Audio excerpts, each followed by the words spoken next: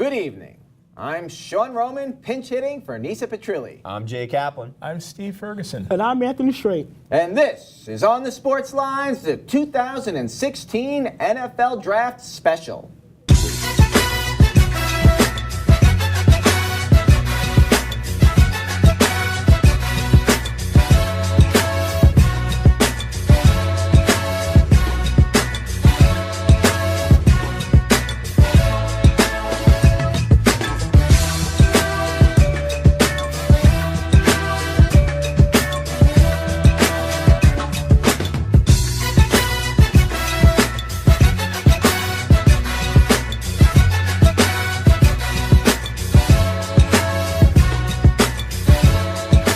Nothing gets pro football fans more amped up for the new season to kick off than the NFL Draft, and it's already underway.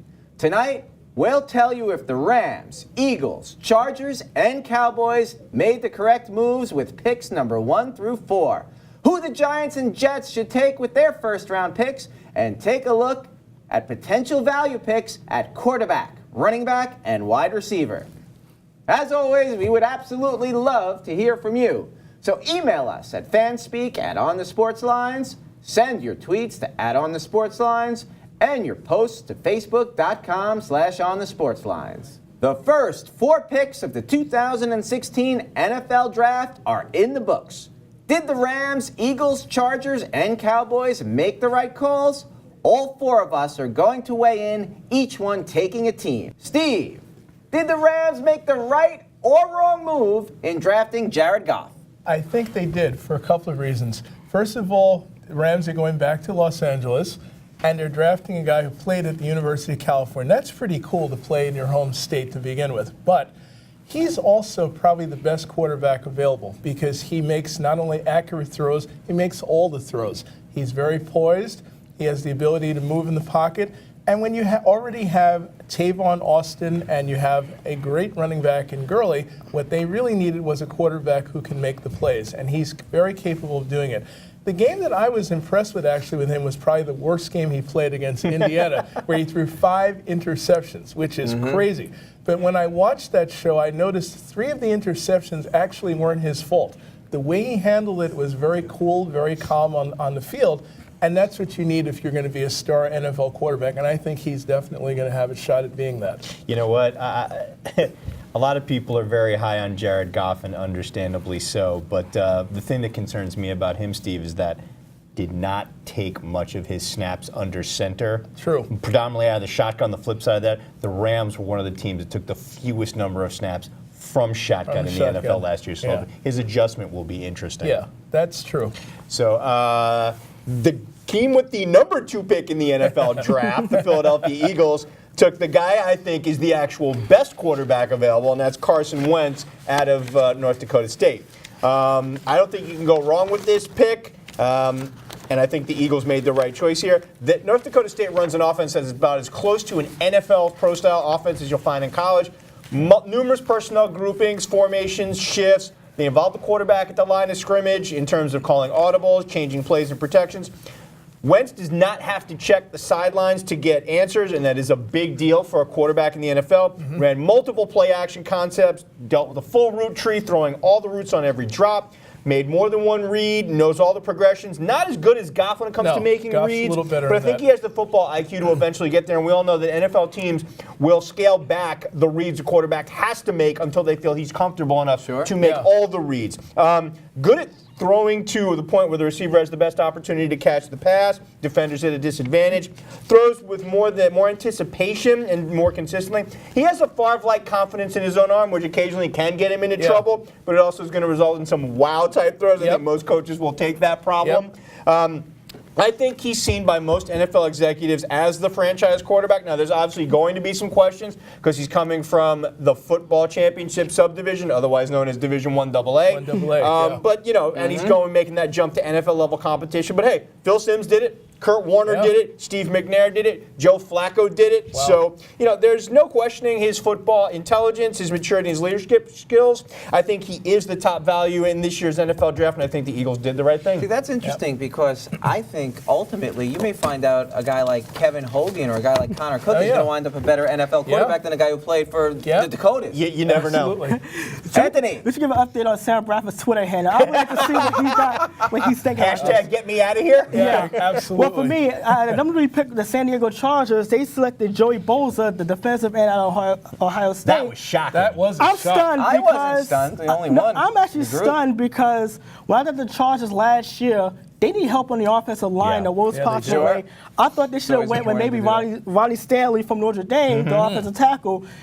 He started 26 games, 2014, 2015 at left tackle, started 13 at right tackle. So he has that versatility. You like that. Very Yeah. big, very gifted, 6'6", 312, and a 4.68 40, which Wow. you never see that out of a Fast. big guy. No, very the only fast. the only thing about him is a lot of Scott saying his temperament. He doesn't always bring that intensity every game. In the NFL, you don't do that, you're going to get eaten alive. You got to bring your full motor up for you the got to entire bring 60 it minutes. game in and game out. Yeah. The thing is, though, with San Diego is that Phillip Rivers was sacked 40 times, which is 8th most in the NFL.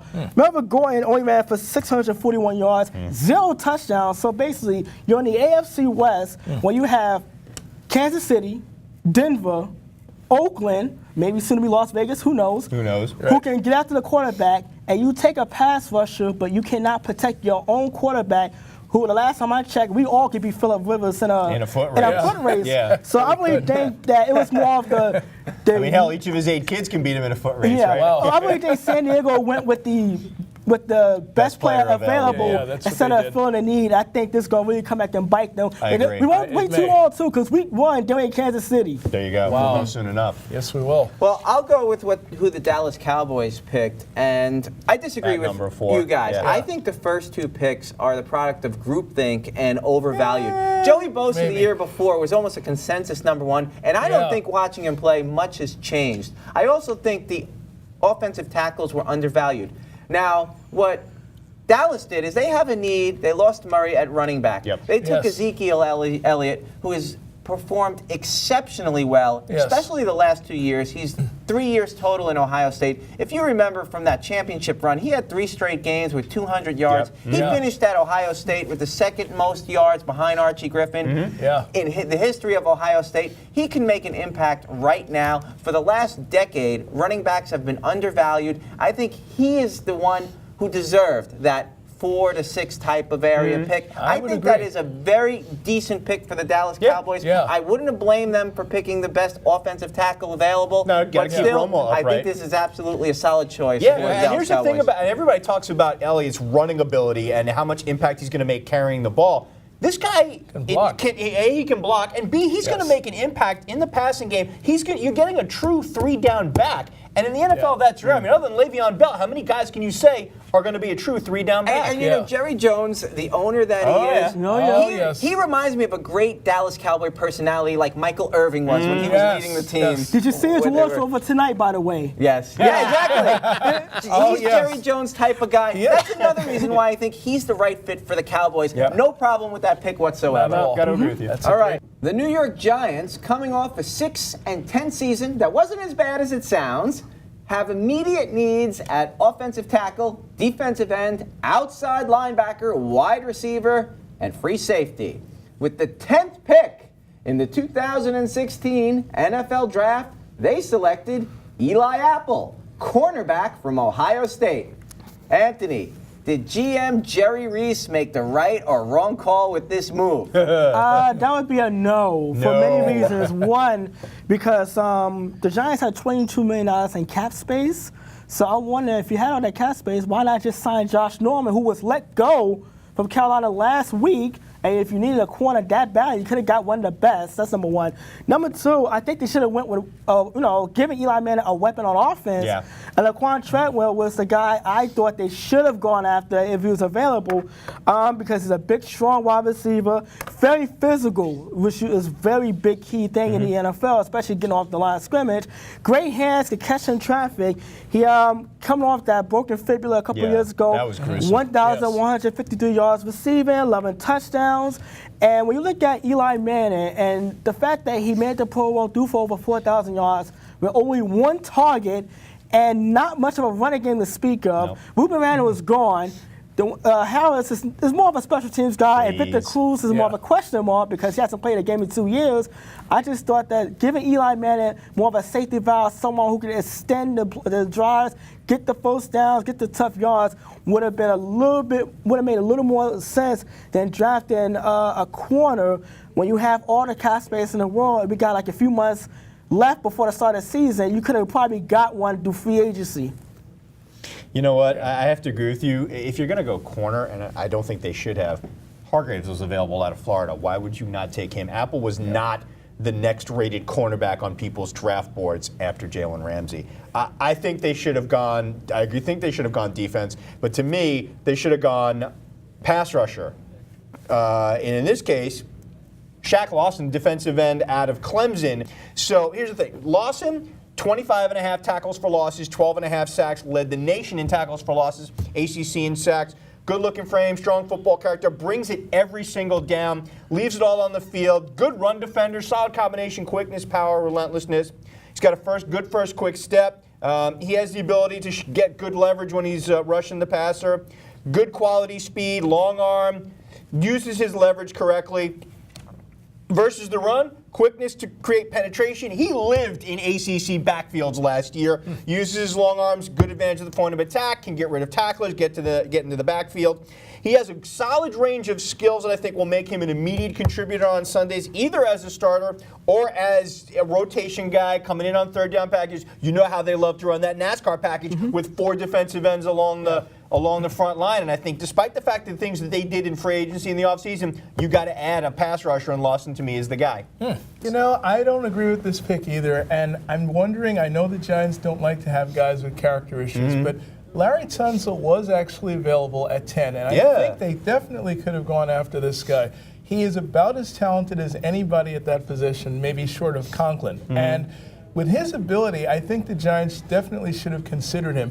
But the other guy, I'm not so sure they would have gone this route, but I'm thinking, what about the Heisman Trophy winner? If you wanted to change your offense and add something, why not a guy like Derrick Henry? He's very reliable. If you get a guy with speed alongside him, as you were saying earlier, he could be the thunder to the lightning. I understand where you're going with that, Steve, but to me, and Anthony, I think you'll agree with me, Henry's a reach at the 10. He's not a first-round pick to me. No, absolutely not. And with Derrick Henry's running style, he's more like Brandon Jacobs. And right now, the Giants have too many running backs that play that does one but not the other. So I don't think he would have been a great pick for the Giants, especially that high. No, we got 3 of you saying this was a bad pick. We had a similar thing when the Knicks made their pick at number 4, and I said, hey, wait a minute, guys, it may not be that bad. This time, I can't do that. I have to agree with the entire panel. As a Giant fan, their philosophy over the years is build from the inside out. Yes. They had a guy like Laramie Tunsil available at number 10. I mean, that's why you wanted the Giants to lose that game against the Eagles, to get that opportunity, to get a guy who could complement Flowers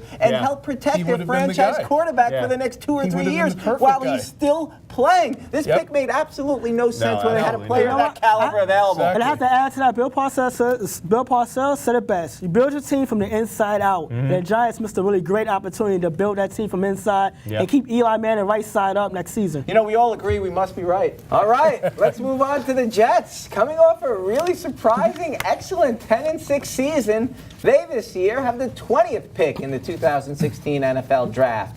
They have immediate needs at quarterback, 3-4, offensive linebacker, offensive tackle, and offensive guard. Steve, which way should the GM go with this pick? Well, I will get into further discussion on the Jets in my 3-minute warning. But they have to get a quarterback now because we don't know, first of all, if Ryan Fitzpatrick's coming back. That's a huge loss for the Jets the way he played last year. That's part of the reason they were 10-6. They had a prolific year throwing the ball with Marshall and Decker, and Fitzpatrick ran the show really well. Yep. Now, it may be a little bit of a stretch to go with this guy, but Paxton Lynch, to me, is probably as good a quarterback as you'll find in terms of athletic ability. Okay, the other two guys we know about Wentz and Goff, but this guy's 6'7", throws the ball well, great ability to move in the pocket, has all the ability. He's a little raw, a little underpolished in certain areas, but when you're 6'7" and can move and throw the way this guy does, I think the Jets would be very well served to take a chance with this guy. I got to disagree there, but I'll tell you why when it's my turn. Anthony, Okay. go ahead. Quick, on a Sports on Trivia, name a Jets tight end from last season. Jason Morrow? I don't know. Kellen Davis? No. But I'm making my point because the Jets, you can't name anyone. That's the problem. Well, no one who made an actual impact. Yeah, I think the Jets should actually go for a tight end. I know it's a stretch, but I would go with Hunter Henry, the tight end from Arkansas. He's pretty and good. Here's the thing: he's tall, he's long, he's a smooth runner, pass catching tight end, something that. In the AFC East, I think the Jets get hope a lot more because they got to deal with Rob Gronkowski 2 times a year. Yes. Yeah. He's effective in the short and the deep passing game, and it's a good thing you mentioned that the Jets don't have a quarterback. Yeah. You need a safety valve. Yeah, you do. And the Jets ran more wide receiver sets than any team in the National Football League last season. Outside of Brandon Marshall, Eric Decker, the receiving yards just kind of dipped. Yeah. They had no one else Bilal after Powell those was the guys. third leading receiver, the running back out of the running back, backfield yeah. because they run a lot of screen passes. Yep. Here's the thing, though. What the drawback to Hunter Henry is the fact that he needs to get bigger and stronger. He does have a hard time getting off, into his pass routes, especially when he's lined up on the line of scrimmage. So I think his 14.5 yards per catch would be a really good thing for any Jet quarterback, whoever it may be. Maybe. I think you guys are all proven the Jets have a lot of variety in who they can pick. Yeah, honestly, I think they actually go for that 3-4 outside linebacker. This is a big need for the Jets, and I think that you take it here. And I think Deron Lee out of Ohio State should be available the way the linebackers could conceivably drop the domino effect. Very quick with his reads, diagnosing runner pass, got a good nose to the ball, making big plays. He can get over aggressive, forget his responsibility, can sometimes arm tackle a little too much.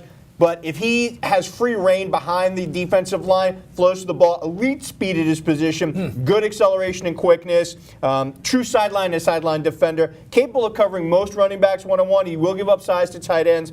Very good range, closing burst. He's got to do a better job of keeping his man in his zone when he's in zone responsibilities. Finesse pass rusher type, struggles to get past big tackles, but a good change of direction skills. I think he can work on that. Bit undersized as a weak side linebacker, needs some refinement, but he's tough, he's aggressive, he's blessed with an elite combination of speed and athleticism. I think he'd be a solid choice at the 20th spot. Interesting. All right. Well, we're going to move on right now, but before we do, I want to commemorate the life of Prince, who gave us the only good halftime show I've ever seen in my entire life. I can't argue with him on No, that. you're not going to get an argument. I don't agree with him on that, but I'll accept that. The top players on most teams' draft boards at quarterback, running back, and wide receiver are well known. So what should teams with needs at those positions do once players like Carson Wentz, Jared Goff, Paxton Lynch, Ezekiel Elliott, and Laquan Treadwell come off the board?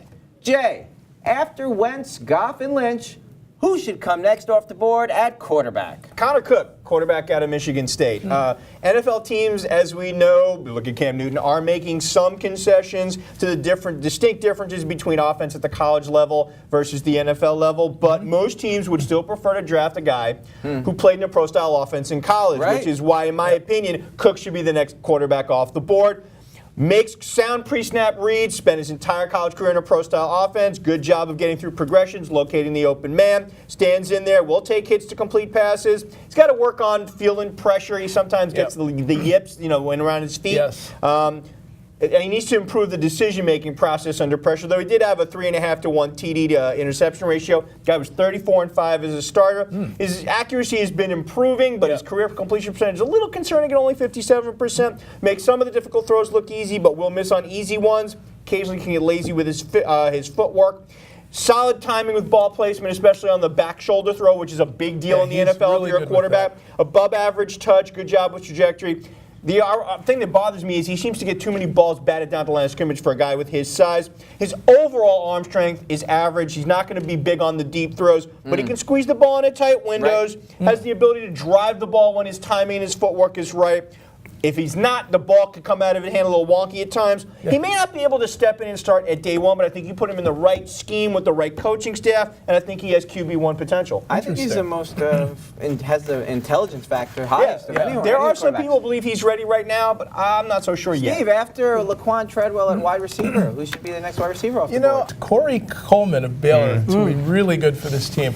And I think part of the reason is the Jets definitely have a 1 and 2. They have Marshall as their 1 wide receiver, Decker as their 2. Corey Coleman is a guy who has great speed and really gets there in a blink. He's a tough receiver, good hand, very quick. And at 5'11", he's a little undersized, but he certainly has the talent. And if you make him your 3rd receiver on a team that already has Marshall and Decker, I think they'd be a dynamic trio. The Jets or anybody would be lucky to get this guy as their slot. He's a perfect fit at the slot position, which is huge in the NFL these days. Absolutely.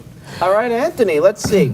Ezekiel Elliott, first running back off the board. That was an easy call. Which running back should come next? Well, you got to go with Derrick Henry, the Heisman Trophy winner for 2016. It's amazing how forgotten he's become, right? Yeah, I think he's a top 5 pick, but Ezekiel Elliott, it's kind of hard to overlook that. But then we're overlooking 2,219 yards rushing and 28 touchdowns. I mean, how do you overlook that? Well, the thing is, he has excellent physics. He's a big, strong back. He's pretty quick. He's a downhill runner. He reminds me a lot of Eddie George. Yeah. Another downhill runner, great speed. Brandon Jacobs is another one. Yeah. When he gets the motor runner, you want to get out of his way. The thing is with Derrick Henry is that he obviously with big guys, the lateral movement, about tall running backs. The lateral movement's not there. The pad level's too high. He takes a lot of hits high. Yes. That could be a problem. I think in the right fit, if he's in a running back by committee, he could be the hammer because he can definitely wear the defensive teams down. Yes, he could. He can get the tough yards. He can stay in on throw. And he's not much. He's fairly limited though. So he's he has more to be in the right system. Like you said, he's a hammer. He's not going to be the versatile 3-down back. But if you pair him with a guy where he can be thunder to somebody else's lightning in the right situation, I think he will find a home in the NFL. But I don't think he's going to put up the kind of numbers that he did at Alabama. Yeah, but what helped him though, he has soft hands, which is very good. He's a great ball handler. He's not going to put the ball on the ground, and he has a great balance. I mean, and he's a great combination of power and speed. Yeah. But in the NFL, if you can't run, lateral, or at least be able to elude tacklers, it kind of limits you, pretty much in playing time. This is true. All right, Anthony, that music right there means it's time for the 3-minute warning, so please lead us off. The story of Mike Piazza's 9/11 Game 1 jersey being auctioned off is a combination of both greed and sheer incompetence. It was sold by the Mets to a collector 3 years ago, but the transaction was recently brought to light in part due to the man who wore that jersey being inducted into the Hall of Fame. In the first baseball game in New York after the September 11th attacks, Piazza hit a dramatic 2-run home run that gave the Mets a big late-season win. Oh, yeah. No, it did not win a pennant like Bobby Thompson or a World Series like Joe Carter. What it did, however, was galvanize the city in mourning during its darkest hour, showing the resiliency of a nation ready to rise above. Absolutely. How on earth could something so important just be given away as if it was an item on eBay? The Mets admitted their mistake, and thankfully, this blunder has a happy ending. A group of fans band together and bought the jersey for $365,000, with an agreement that the jersey would be displayed at Citi Field, the 9/11 Memorial Museum, and finally in Cooperstown. Nice. Mike Piazza gave New York a reason to smile back in 2001. 15 years later, those who wore those smiles simply returned the favor and bringing a piece of New York back home. Nice. Absolutely. Defense wins championships, but offense matters too. Hey, Jets fans, sick of the also-rans tag every year in the AFC East? Wonder why those damn Patriots always win that division? Yeah, it's Belichick, the Brady Bunch, and Gronk too. But there's more to it. It's the Jets' uber reliance on defense. The Steel Curtain, the 85 Bears, or the Orange Crush, you're not. Nope. And scoring 17 a game while playing great defense doesn't cut it. Nope. Remember, Brady's out 4 games paying for his Deflategate sins. McCagnon, here's your chance to shine since Fitzpatrick may be gone. Draft quarterback Paxton Lynch. He can be yours at 20.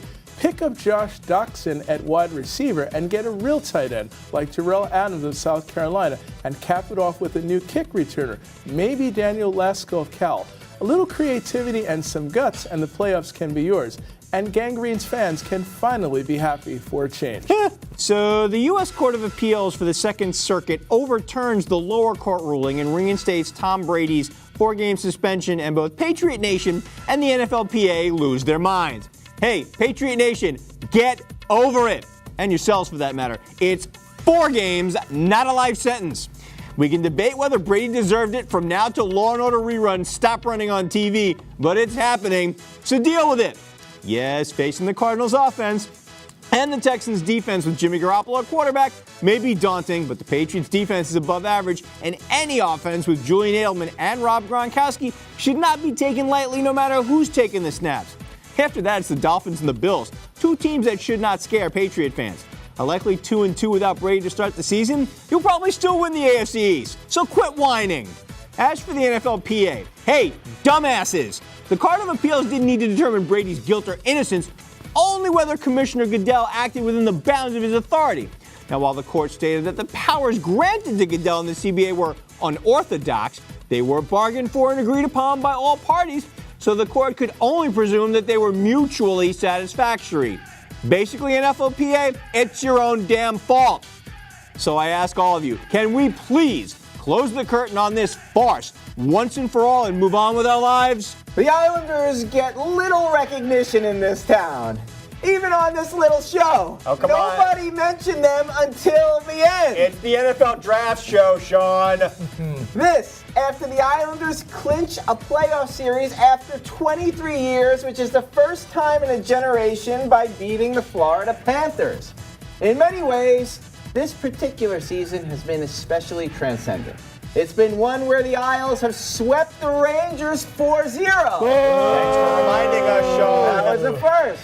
The Islanders finally won a Game 5 in the playoffs after 11 Game 5 losses over 29 years. And most significantly, it has been the season where their humble leader, John Tavares, was able to haul the team to victory. A playoff win in double overtime with a majestic wraparound goal, and emerge as the premier superstar athlete in New York sports.